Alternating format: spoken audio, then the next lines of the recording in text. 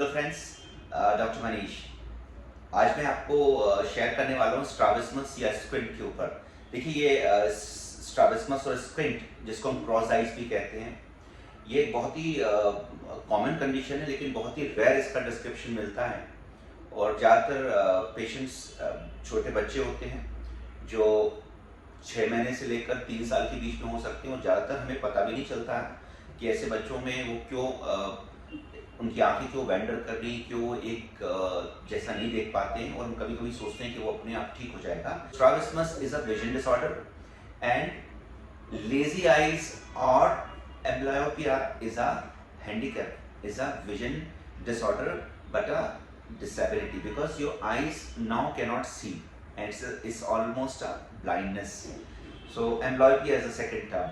देखिए, दोनों ही टॉपिक्स अलग हैं। लेजी आई या एम्ब्लॉयपिया और स्ट्रैबिस्मस एक अलग टॉपिक है। दोनों आपस में जुड़े जरूर हैं, लेकिन दोनों अलग अलग कंडीशंस हैं। दोनों को एक साथ हम नहीं समझ सकते। सो हर एक strabismus may lead to amblyopia, but all amblyopias do not start because of strabismus. This is to understand. Now, what is very important, how would you understand if your child is having a strabismus? How many types of strabismus medically are there which you should know? And what are the common cause of strabismus? Is there any treatment? If there are treatment, then what is the best of the treatments in them? Is there any natural treatment?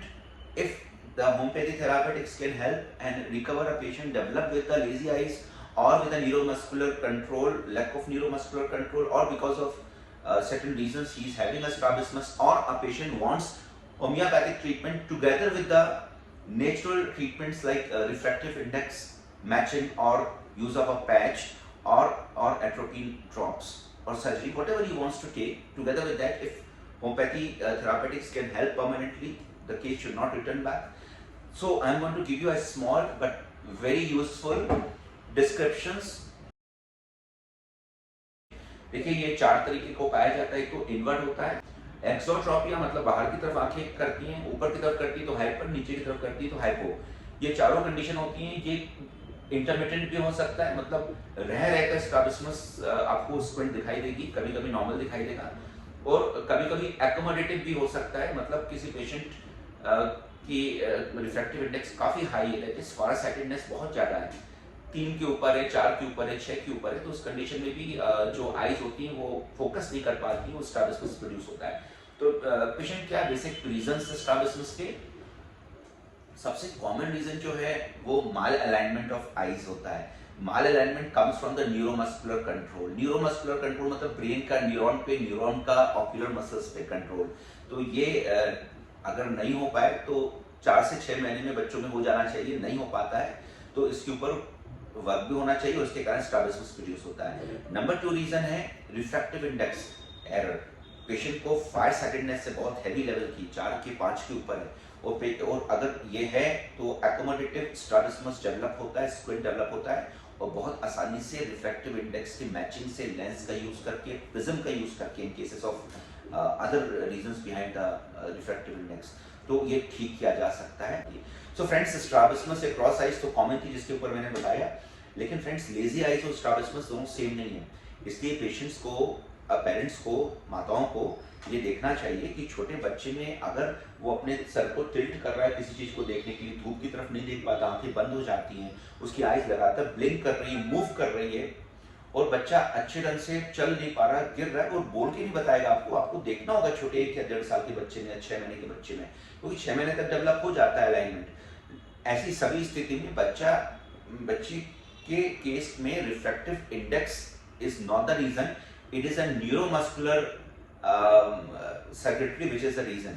सो अगर patient cerebral palsy का या premature delivery का बच्चा है तो हमें पता चल जाता है, फोर्सेप्स डिलीवरी है तो पता चल जाता है, या कोई मेजर डिस्ट्रॉफीज है तो पता चल जाता है बचपन से कि बच्चा बैठ भी नहीं पा रहा है, या ब्रेन डिजीज है, तो उन कंडीशंस में तो वी नो कि भाई इसमें अब होम्योपैथिक थेरापेटिक्स ही करना होगा, क्योंकि मेडिकल साइंस में पैचेस लगाइए या अगर सर्जरीज कोई है तो उसको करवाइए, उसके अलावा आपको वेट एंड वॉच करना है।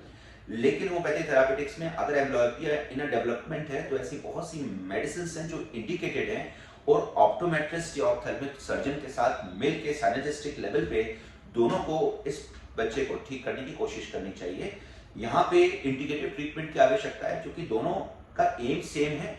आपके पास लिमिटेशन आप समझिए, maybe you are qualified, you know about eyes in details, but homeopathic doctor knows about the homeopathic medicine in details, because medicine are the bedrock of treatment. Management is a bedrock of treatment with the doctor here. So he manages with the help of ocular surgery या misalignment surgery के साथ करता है अगर उसकी आवश्यकता हो तो, या फिर एट्रोपिन ड्रॉप्स या आंख को बंद करके वेट एंड वॉच करे। लेकिन यहाँ पे आप होम्योपैथी थेरापेटिक्स के साथ मेरे साथ मिलके या किसी अच्छे डॉक्टर जो सेकंड जनरल थेरापेटिक्स में या क्लिनिकल ड्रग्स में और साइनोजिज्म में ट्रेंड है, तो उसके साथ मिलके आप ये ट्रीटमेंट करिए, आपके बच्चे को, आपके पेशेंट्स को और उस माता के बच्चे को रिजल्ट्स अच्छे मिल सकते हैं। Homeopathic medicine are safer but they require a basic diagnosis for the clinical protocols.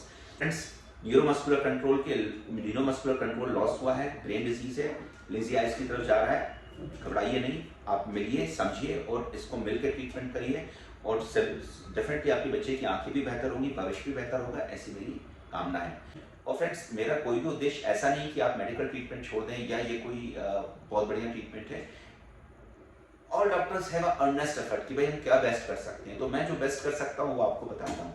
तो फ्रेंड्स, अगर और भी बेहतर कुछ आप कर सकते हैं तो जरूर कमेंट करके नीचे लिखिए आपको और क्या चाहिए, मैं और क्या बेहतर कर पाऊँ आपके लिए। मुझे आखिरी तक सुनने के लिए आपके अंदर रहने चाहिए, ईश्वर को मैं नमन करता हूँ। I go to the god inside you and who is ever merciful, omnipresent, and is a elixir of all treatment. Thank you so much for listening to me. All the best. Thank you so much.